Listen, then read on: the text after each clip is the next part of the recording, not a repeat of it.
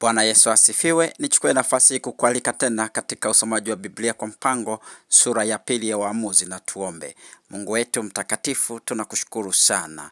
Tunakualika utufundishe upendavyo katika jina la Yesu Kristo. Amina. Usoma Biblia kwa mpango, malaika anaonekana mstari wa 1 mpaka wa 5 akitoa onyo kwa Israeli. Biblia inasema malaika anakwea juu ya Gilgal kwenda Bokimu. Wakati na kusogezea ramani zake, niruhusu nikueleze maana ya haya majina mawili, kisha nikueleze matukio yalitukia. Nianze na Gilgali, paliitwa na Joshua kwa mujibu wa Yoshua sura ya 5 mstari wa 9. Maana yake ni kuviringisha au kutowesha.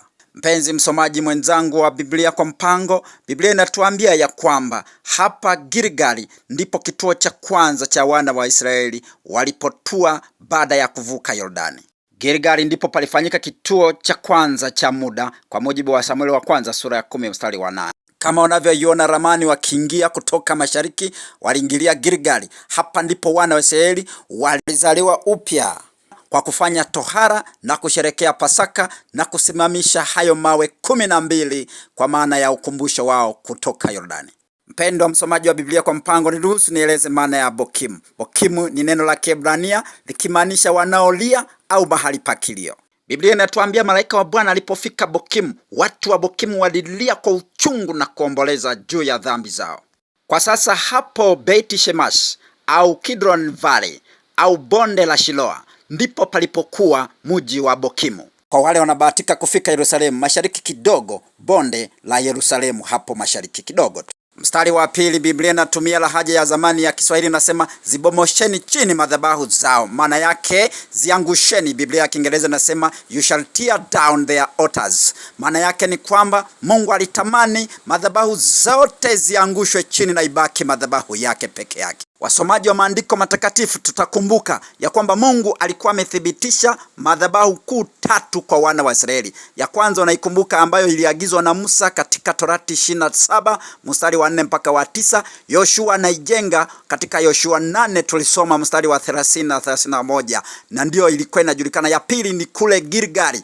Unakumbuka katika Yoshua sura ya 4 tulisoma mstari wa 19 mpaka wa 20, ambapo hii waliisimika siku ya 10 ya mwezi wa kwanza, ambako Yoshua aliweka mawe 12, na ya tatu ile ya utata ambayo walijenga mashariki mwa Yordani tulisoma Yoshua sura ya 22 mstari wa 10 mpaka wa 34. Wasomaji wa maandiko matakatifu watakumbuka sehemu ya pili ya sura hii inatukumbusha Yoshua sura ya 24 mstari wa 29 mpaka 39. Sehemu ya 3, flashback, anatukumbusha juu ya kifo cha Yoshua akifariki akiwa na miaka 110 na zikwa katika shamba lake, eneo lake pale Timna-Sera katika vilima vya Efraim kaskazini mwa mlima Gaash.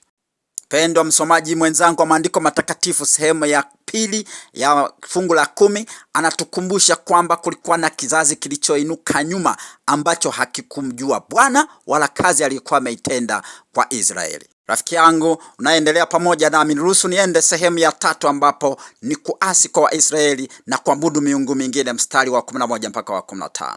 Biblia inatuambia ya kwamba wana wa Israeli waliingia kufanya uovu machoni pa Bwana kwa kuabudu miungu Bali pamoja na Ashtoreth.